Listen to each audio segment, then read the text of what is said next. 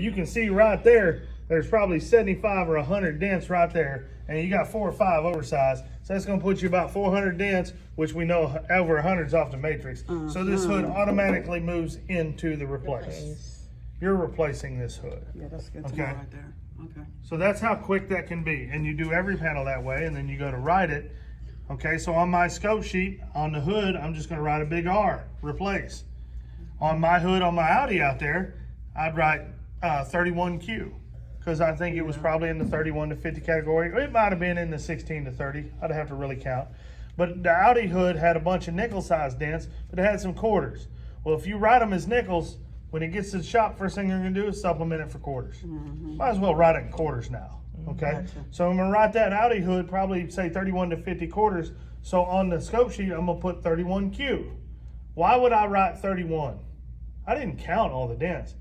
I'm gonna put 31 on the low end of the category because that means he's gotta get to 51 to bump it to the next category. Because if I put 50, he's gonna go, well, there's one more dent. Yeah. See, and even in here, see how them dents just So it's almost the same as like a Brittles test on the for shape. So you're just going to one 10 by 10 square. Yeah, more or less. Like Yeah. that. Like that makes a lot of sense right there. And the other thing you're gonna see on these storms is these cars are not hit equally. So what you saw on the right side isn't what you're gonna see on the left. There's wind involved, so it's gonna pound one side more than the other most of the time. where the car was parked halfway under an awning, or it was parked beside a tree.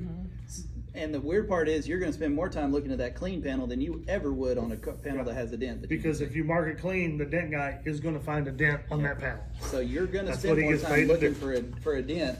And when you go up to a car and you don't find any damage on the car, you're gonna second, third, and fourth time you guess yourself, and you're gonna be like, man, there has to be a dent. They filed the claim. I know there's a dent. There might not be.